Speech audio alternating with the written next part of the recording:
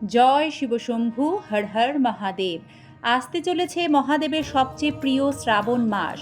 2026 সালে পবিত্র শ্রাবণ মাসে কটি সোমবার পড়েছে? শ্রাবণ সোমবারের তারিখগুলি কি কি?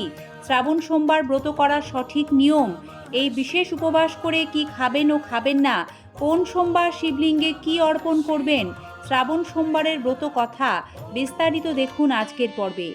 সিংহরায় ডোরবেলের সনাতনী বার্তার আজকের এই পর্বে সকল দর্শক বন্ধুকে স্বাগত জানাচ্ছি এবং আমরা মূল আলোচনায় প্রবেশ করছি। দর্শক বন্ধুরা, শ্রাবণ মাস কেন ভগবান শিবের কাছে প্রিয়? সমুদ্র মন্থন। পুরাণ অনুসারে যখন দেবতা এবং অসুররা সমুদ্র মন্থন করেছিল, তখন সেখান থেকে হলাহল নামক যে বিষ বেরিয়ে আসে, সেই বিষ থেকে সৃষ্টি বিপদে পড়েছিল। এরপর দেবাদিদেব মহাদেব সেই বিষ পান করেছিলেন, যার ফলে তার কণ্ঠ নীল হয়ে যায় এবং তাকে নীলকণ্ঠ বলা হয়। বিষের প্রভাব শান্ত করার জন্য দেবতারা তাকে জল উৎসর্গ করেছিলেন এবং তখন থেকেই শ্রাবণে ভগবান শিবকে জল উৎসর্গ করার ঐতিহ্য শুরু হয়। এছাড়াও শিব পুরাণ ও পৌরাণিক কাহিনী অনুসারে শ্রাবণ মাস ভগবান শিবের সবচেয়ে প্রিয়।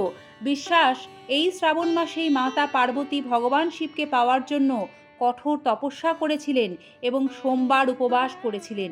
ভগবান শিব তাঁর তপস্যায় সন্তুষ্ট হয়ে তাকে স্ত্রী হিসেবে গ্রহণ করেছিলেন।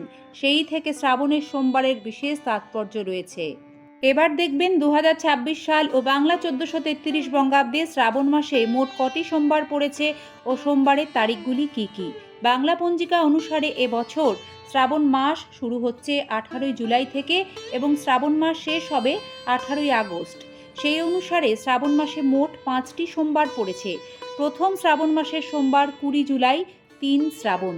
দ্বিতীয় শ্রাবণ সোমবার 27 জুলাই, 10ই শ্রাবণ। তৃতীয় শ্রাবণ সোমবার, সেই দিন নাগপঞ্চমী পড়েছে, 3 আগস্ট, 17ই শ্রাবণ। চতুর্থ শ্রাবণ সোমবার 10ই আগস্ট, 24শে শ্রাবণ। পঞ্চম এবং সর্বশেষ শ্রাবণ সোমবার 17ই আগস্ট, 31শে শ্রাবণ। এবার দেখবেন শ্রাবণ সোমবারের ব্রত কিভাবে করবেন এবং ব্রত পালন করে উপোস রেখে কি খাবেন ও খাবেন না। শ্রাবণ সোমবারে ভোরে স্নান করে পরিষ্কার পোশাক পরুন।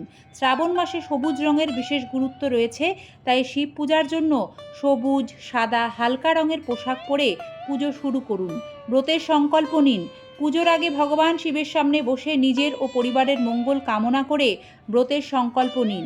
পূজার স্থান পরিষ্কার করুন। বাড়িতে পূজা করলে পরিষ্কার স্থানে শিবলিঙ্গ বা মহাদেবের ছবি স্থাপন করুন। মন্দিরে গিয়েও শিবলিঙ্গে জলাভিষেক করতে পারেন। শিবলিঙ্গে কিভাবে জলাভিষেক করবেন? শ্রাবণ সোমবারগুলিতে প্রথমে গঙ্গা জল, তারপর পরিষ্কার জল শিবলিঙ্গে নিবেদন করুন। এরপর কাঁচা দুধ, দই, মধু, ঘি, চিনি অর্থাৎ পঞ্চামৃত দিয়ে শিবলিঙ্গে অভিষেক করান। অবশ্যই বেলপাতা নিবেদন করবেন। 3 পত্র বিশিষ্ট বেলপাতা ব্যবহার করুন। ছেঁড়া বা শুকনো বেলপাতা ব্যবহার করবেন না। আগে পরিষ্কার জল দিয়ে তারপর ধুয়ে নিন। ফুল ও অন্যান্য উপকরণ নিবেদন করুন। শিবের পুজোয় সাধারণত নিবেদন করা হয় ধুতুরা, আকন্দ ফুল, সাদা ফুল, শ্বেত চন্দন, ফল, অক্ষত অর্থাৎ অখণ্ড আতপ চাল, ধূপ, দীপ ইত্যাদি। এবার দেখবেন শ্রাবণ মাসে কোন সোমবার শিবলিঙ্গে কোন জিনিস অর্পণ করা শুভ, যাতে দ্রুত মনস্কামনা পূর্ণ হয়। প্রথম সোমবার শিবলিঙ্গে অক্ষত বা আতপ চাল অর্পণ করা শুভ। এটি জীবনের সুখ, সমৃদ্ধি, আর্থিক স্থায়িত্ব খুব দ্রুত নিয়ে আসবে। শ্রাবণ মাসের দ্বিতীয় সোমবার শিবলিঙ্গে সাদা তিল নিবেদন করুন। এটি অত্যন্ত শুভ। এটি পাপ মোচন এবং মানসিক শান্তি প্রদান করে। শ্রাবণের তৃতীয় সোমবার শিবলিঙ্গে সবুজ মুগ ডাল অর্পণ করুন। এতে সুস্বাস্থ্য, রোগ থেকে মুক্তি ও নতুন সুযোগের আগমন ঘটবে। শ্রাবণ মাসে চতুর্থ সোমবার শিবলিঙ্গে জব অর্পণ করা অত্যন্ত শুভ। এটি আধ্যাত্মিক উন্নতি ও মনের সব ইচ্ছা দ্রুত পূর্ণ করতে সাহায্য করবে। শ্রাবণ মাসের পঞ্চম সোমবার শিবলিঙ্গে গম অর্পণ করুন। বলা হয় শিবলিঙ্গে গম অর্পণ করলে মা অন্নপূর্ণার কৃপা সংসারে বজায় থাকে। সংসারে কখনো অন্ন, বস্ত্র, খাদ্যের অভাব হয় না। শ্রাবণ সোমবার ব্রত পালন করে ওং নমঃ শিবায়, মহামৃত্যুঞ্জয় মন্ত্র, শিব গায়ত্রী মন্ত্র পাঠ করুন। পুজোর শেষে ধূপ দ্বীপ জ্বালিয়ে মহাদেবের আরতি করুন। কর্পূর দিয়ে আরতি করতে পারেন এবং অবশ্যই এই দিন পুজো শেষে মহাদেবের সামনে একটি অখণ্ড ঘিয়ের বাতি জ্বালিয়ে দেবেন। উপবাস ভঙ্গ করে ব্রতী কি খাবেন ও খাবেন না। শ্রাবণ সোমবার উপবাস পালনের ক্ষেত্রে ভক্তদের মধ্যে নিজস্ব বিভিন্ন রীতি প্রচলিত রয়েছে। নিজের শারীরিক সক্ষমতা অনুযায়ী উপবাসের ধরন মূলত নির্বাচিত হয়। যেমন ধরুন, অনেকে পারলে নির্জলা উপবাস পালন করেন, ব্রত শেষ করে শুধুমাত্র কাঁচা ফলমূল, দুধ, সাবু ইত্যাদি গ্রহণ করেন। আবার অনেকে নিরামিষ আহার গ্রহণ করে ব্রত পালন করেন। এক্ষেত্রে ছোট্ট একটি বিষয় মাথায় রাখবেন, শাস্ত্রমতে শিব পূজায় কোনো সেঁকা পোড়া খাবার খেতে নেই। তাই শ্রাবণ সোমবার করে ভুলেও রুটি খাবেন না। শ্রাবণ সোমবারে যে কাজ একেবারেই করবেন না: আমিষ খাবার গ্রহণ করবেন না, নেশা জাতীয় কোনো বস্তু গ্রহণ করবেন না, রাগ, হিংসা, অশালীন আচরণ এড়িয়ে চলুন, সংযম পালন করুন, নষ্ট ছেঁড়া বেলপাতা শিবলিঙ্গে নিবেদন করবেন না। শিব পূজায় তুলসী পাতা, শঙ্খ দিয়ে শিবলিঙ্গে জল দেওয়া, কেতকী ফুল শিবলিঙ্গে নিবেদন করা, শিবলিঙ্গে সিঁদুর হলুদ নিবেদন করা শাস্ত্রমতে সম্পূর্ণরূপে নিষিদ্ধ বা বারণ। তাই এই জিনিসগুলি ভুল করেও শিবলিঙ্গে দেবেন না। এতে ব্রতের ফল নষ্ট হয় এবং মহাদেব অত্যন্ত রুষ্ট হন। পূজার সময় অশুচি অবস্থায় থাকবেন না, কাউকে অপমান বা কষ্ট দেবেন না।